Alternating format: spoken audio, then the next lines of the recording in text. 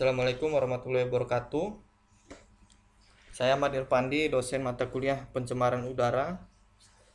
Di pertemuan yang ke-12 ini kita akan mempelajari tentang peraturan pencemar udara. Nah, peraturan pencemar udara yang ada di Indonesia ini ada di PP nomor 41 tahun 99. Nah, sampai sekarang belum ada pembaharuan ya terhadap peraturan ini. Nah, di pasal 1 di PP ini ya berisi tentang definisi-definisi yang berkaitan dengan pencemaran udara.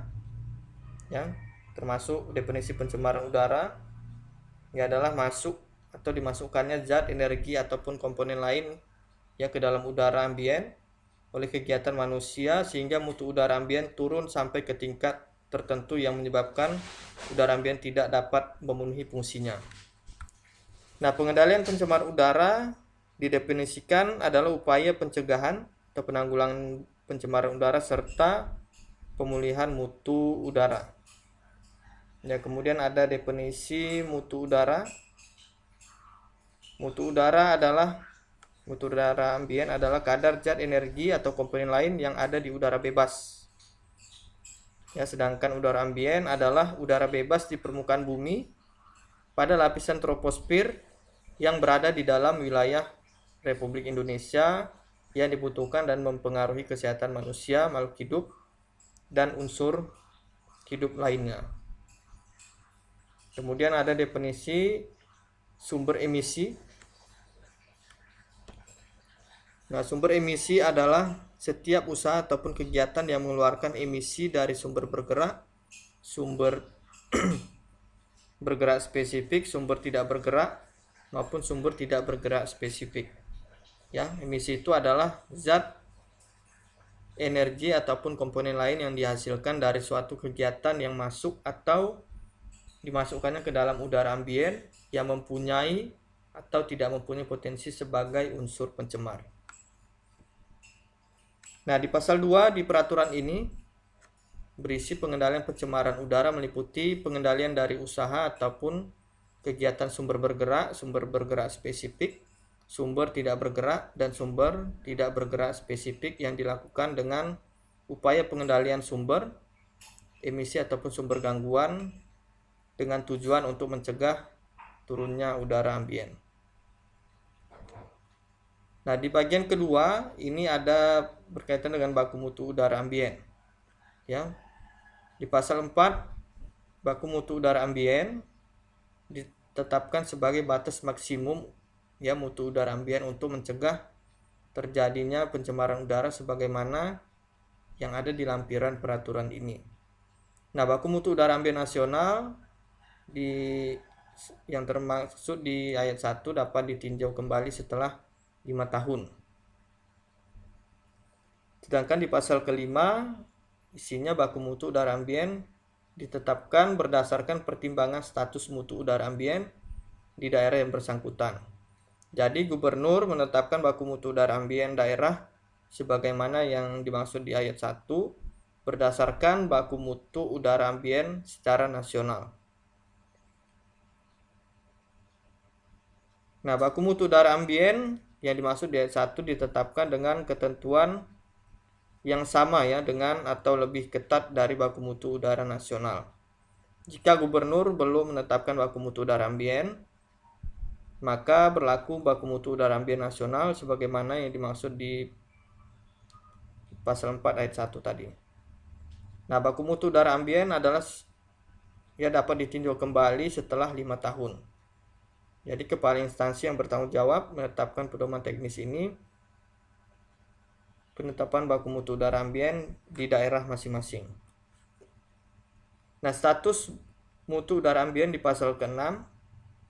Jadi status mutu udara ditetapkan berdasarkan inventarisasi ya atau penelitian terhadap mutu udara ambien yang berpotensi sebagai sumber pencemar udara, kondisi meteorologis dan geografis serta tata guna tanah. Tentunya instansi yang bertanggung jawab di bidang pengendalian dampak lingkungan daerah melakukan kegiatan inventarisasi atau penelitian sebagai mana dimaksud di ayat 1. Sedangkan di pasal 7 untuk hasil dari inventarisasi penelitian di ayat sebelumnya menunjukkan bahwa status mutu udara ambien berada di atas baku mutu udara ambien nasional. Ya, jadi gubernur menetapkan dan menyatakan status mutu udara ambien daerah yang bersangkutan sebagai udara tercemar. Nah, di pasal ke-8 instansi yang bertanggung jawab ya, ini berkaitan dengan mutu emisi dan ambang emisi. Jadi instansi yang bertanggung jawab menetapkan baku mutu emisi sumber tidak bergerak dan ambang batas emisi buang kendaraan bermotor tipe baru dan kendaraan bermotor lama. Nah, di pasal ke-9, instansi yang bertanggung jawab melakukan pengkajian terhadap baku mutu emisi sumber tidak bergerak dan ambang batas emisi gas buang kendaraan bermotor. Jadi kepala instansi yang bertanggung jawab menetapkan pedoman teknis pengendalian pencemaran udara, sumber tidak bergerak, dan juga sumber yang bergerak. Nah, baku mutu tingkat gangguan dan ambang batas kebisingan. Jadi di pasal ke-10 ini berisi kepala instansi bertanggung jawab menetapkan baku tingkat gangguan sumber tidak bergerak dan ambang batas kebisingan untuk kendaraan bermotor. Nah, di sini juga ya terdiri dari gangguan-gangguannya terdiri dari baku tingkat kebisingan, baku tingkat getaran, baku tingkat kebauan, dan juga baku tingkat gangguan lainnya. Ya, baku tingkat gangguan sumber tidak bergerak sebagaimana dimaksud di ayat 1 ini ditetapkan dengan mempertimbangkan aspek kenyamanan terhadap manusia dan aspek keselamatan sarana fisik serta kelestarian bangunan. Nah, ambang batas kebisingan kendaraan bermotor ditetapkan dengan mempertimbangkan aspek kenyamanan terhadap manusia dan aspek teknologi.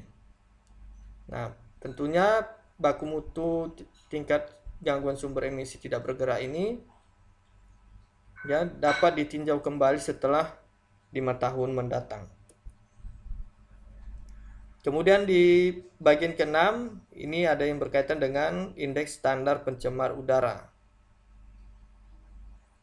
Jadi indeks standar pencemar udara ini ya ditetapkan dengan mempertimbangkan tingkat mutu udara terhadap kesehatan manusia, hewan dan tumbuh-tumbuhan ya dan juga bangunan dan nilai estetik. Nah, di pasal ke-13 jadi kepala instansi bertanggung jawab untuk menetapkan pedoman teknis untuk perhitungan dan pelaporan serta informasi yang berkaitan dengan indeks standar pencemar udara.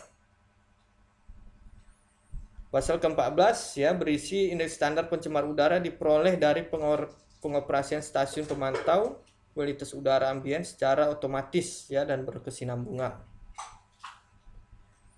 Nah, indeks standar pencemar udara yang dimaksud ya ini dipergunakan untuk bahan informasi kepada masyarakat tentang kualitas udara ambien di lokasi tertentu dan pada waktu tertentu. Jadi bahan pertimbangan pemerintah pusat dan pemerintah daerah dalam melaksanakan pengendalian pencemar udara. Jadi di pasal ke-15 hasil dari ISPU ini, indeks standar pencemar udara. Jadi pemantauan kualitas udara ambien wajib diumumkan kepada masyarakat ya. Artinya jika masyarakat ingin tahu ya pada hari itu ya dengan melihat ISPU bahwa kualitas udaranya bisa diketahui secara langsung ya oleh masyarakat. Kemudian pengendalian pencemar udara ini ya di pasal 16 meliputi pencegahan dan penanggulangan bencana serta pemulihan mutu udara dengan melakukan inventarisasi mutu udara ambien. Ya baik dari sumber bergerak, sumber tidak bergerak, termasuk sumber gangguan dan penanggulangan keadaan darurat.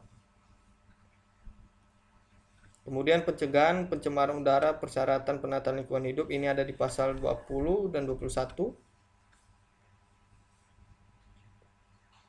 Ya, untuk lebih jelasnya nanti silakan dibaca di peraturan ini ya yang ada di modul.